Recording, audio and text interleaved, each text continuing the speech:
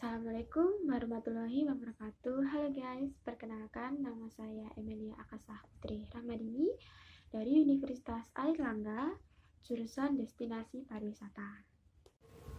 Di sini saya akan sedikit menjelaskan tentang salah satu aspek dari materi Dimensi Budaya Hofstede tentang Masculinity and Femininity yang diterbitkan oleh seorang psikolog sosial dari Belanda.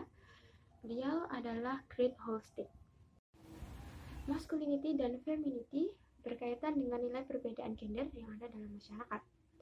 Masculinity atau femininity dapat dibedakan dengan melihat dari budaya yang ada pada negara tersebut, di mana masculinity sangat mementingkan keberhasilan, sedangkan femininity sangat mementingkan hubungan antara manusia. Berikut adalah penjelasan lebih detail tentang masculinity dan femininity.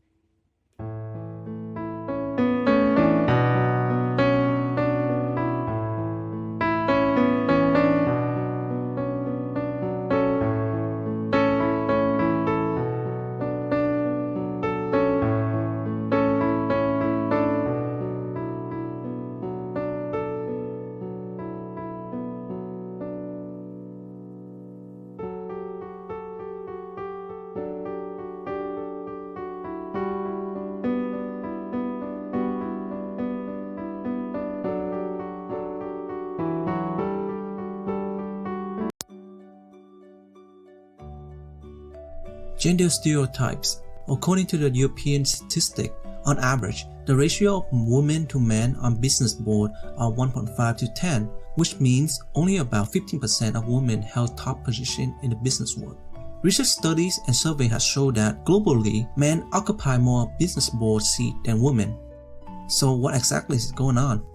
Research thinks it's due to the mindset of gender-based stereotypes and unconscious bias. There was a study done in 2006 which asked the question about leadership attributes and characteristics and how they connect with a man and a woman. The conclusion was interesting. Most attributes and characteristics that link to be taking charge and commanding leadership went toward men due to the belief of what men are supposed to be, with a default perception and mindset that men are more dominant, strong, and assertive, the qualities of a good leader. With the society norms influence, people tend to incline to believe and to assume men instead of women when they hear the word leader. So why do we have these stereotypes? So imagine that when you are born, the doctor assigns you as a female. You are expected to follow along what the society norm tell you what a girl should be and how a girl should act. Then one day, you as a girl being messy and playing in the sand at the playground, and your parents step in and say, "Hey, don't play so rough. Look, that is not how a little girl plays. A little girl should be nice. A little girl shouldn't be dirty." And so, eventually that lecture reinforced the stereotype of what a girl should and should not do. Throughout her life, she absorbed all this information from adults, television, internet, school, and everything around her of what a girl should be. Eventually, when she grew up, she developed what I would call passive traits that we can now say are gender stereotypes due to years of behavioral influence and reinforcement. Society myths that influence gender stereotypes. Myth number 1. Gender is binary. What that means is that we can only have two choices. We can either be male and be masculine, or a female and be feminine. There is nothing in between and nothing beyond, which we know is not true. For more info on this, you can check out other great LGBT videos here on YouTube. Myth number 2. Sex and gender are the same thing. No, they are not, when in fact they are quite different. Sex is our biology. It's our anatomy. It's that moment at birth when we look at our genital and decide whether we are a boy or a girl. The interesting fact is that 1 in 2,000 babies are born with genitals that do not conform to the gender box of male or female. Negative stereotypes about masculinity. At a young age, most boys and young men are taught that their highest values as a man is their ability to dominate, be strong, to control, and to succeed at all costs. The biggest challenge that young boys and young men face today is being taught that emotional and creative expression are not what a real man do.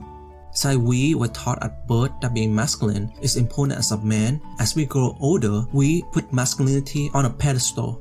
and we as men like to believe that we must have a strong sense of masculine pride and undermine the feminine qualities. Be a man. Man up. Men don't cry. Tough up. Pick yourself up. Stop with the emotion. Be cool. These are words that every man heard when they are a little boy from their parents, caretaker, and adult around them. These have great impact and consequences. According to the World Health Organization, if you Google it, you can see that a recent released study showed that men are 4 times more likely to commit suicide than women. So why is this happening? Research in UK found that more than half of men over the age of 25 cannot identify what they would consider to be a best friend or a close friend. Think about it. That means these men do not have the necessary emotional skills to share and be vulnerable with other males in fear of being making fun of or being teased. Society has created a social norms that expect men to be strong and learn to deal with it by themselves. Don't depend on others. Fix your own mess is what some men think they should do as a man. Personally, I can share similar experience with this. As a man, for the longest time, I have to be the man of the house because my dad wasn't around for some time.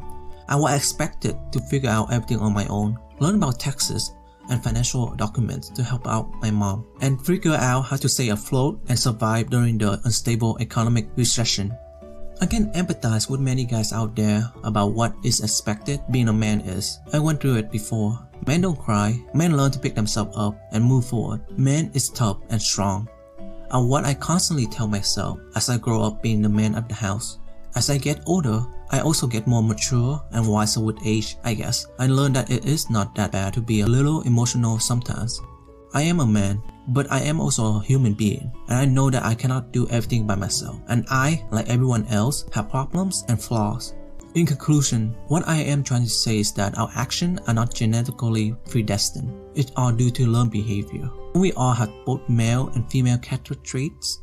We assign female to be emotional, passive, and submissive, dependent, affectionate, kindness, collaborative, thoughtfulness, patient, caring, sensitive, and etc. While male is supposed to be logical, strong, aggressive, assertive, independent, confident, competitive, strong body language, dominant, vocal and loud, physical, and etc. And I am sure you can agree with me that at a certain time, you can identify with any of these personal traits. Based on who you are speaking to or what you are doing at the time of the day, you can be either vocal and loud or passive.